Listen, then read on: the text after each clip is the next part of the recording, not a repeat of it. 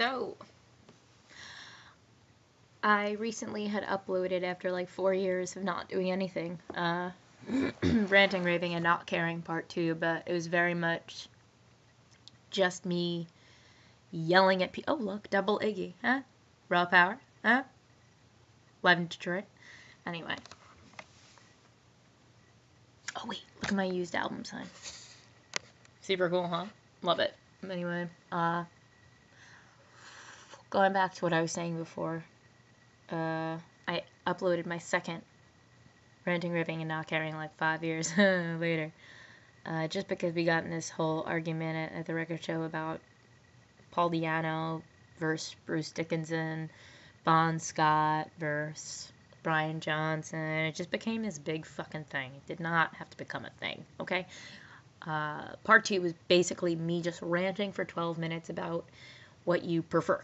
Do you prefer this person over this person? If this person, replaced this person, or this person, changed with this record, or this band changed after a certain period of time with this record. I even brought up how the Ramones, I know that AC/DC, everybody says AC/DC and Ramones sound the same.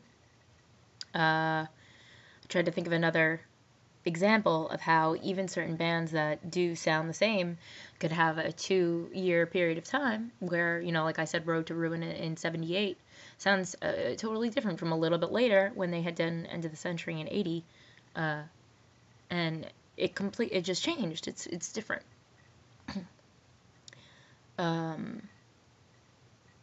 Usually I don't really care what people have to say about me because I am really opinionated and yeah, I'm usually wrong, but I feel the way I feel and I feel very strongly about it. So that's that. What did I bring up? I brought up Teenage Fan Club. I brought up Cheap Trick. I brought up the Yeah-Yeah-Yeahs, how the Yeah-Yeah-Yeahs changed. I mean, I went all over the place with Liz Phair, and you know what I never brought up, though? I never brought up Elliott Smith. I had said that the only band that never lost me was Motorhead.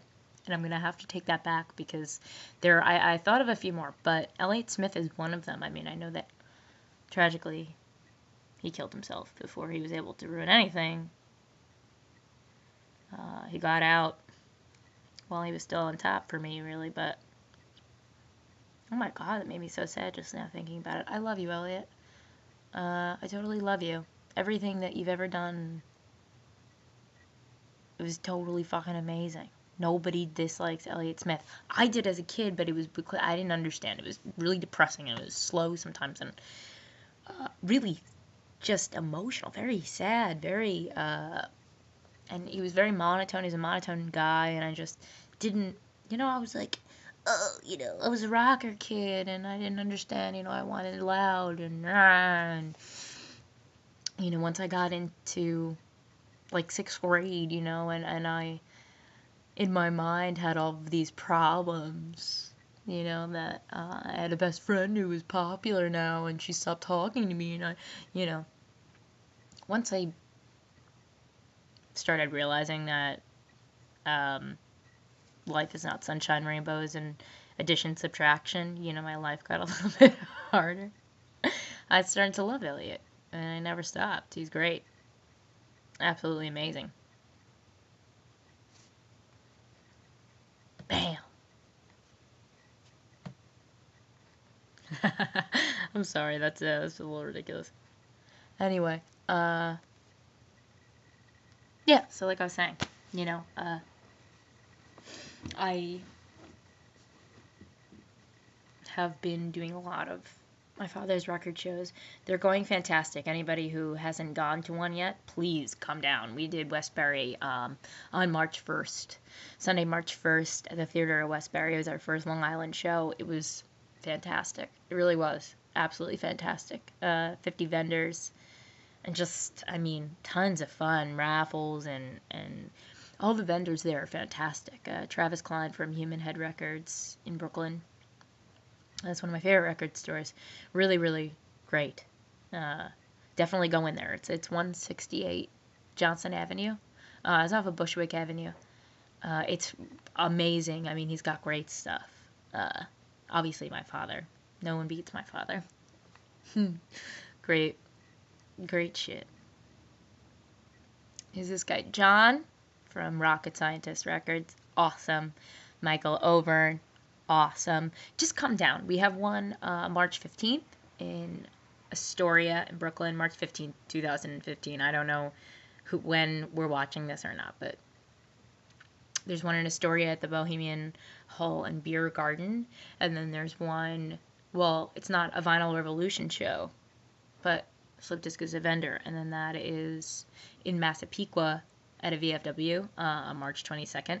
The early admission is a little steep, but it's only $5 to get in general admission. I believe it's from 10 to 3. I could be wrong. I don't know. Just look it up online. But that's the LI Music Lovers Fair. Fair spelled Faire. And then we have Littlefield in Brooklyn. I don't know why I couldn't think of it. Did I tell you that one in Massapequa was March 22nd? I think I did. 7 days later, on Sunday, March 29th, there is Littlefield in Brooklyn. Like I said, there's tons and tons of vendors that you will love. Paul Aronson has tons of stuff that you would just like randomly find. You'd never think to buy or look for. I don't know how to explain that. He's got an eclectic selection. Dean, amazing. Damien, amazing. All you really have to do is just come find me at the show. I'm either for Westbury, Astoria, Littlefield, any Vinyl Revolution show, I'd be working the door. Just ask me about my favorite vendors. I would love to introduce you. I'd love to show you around. I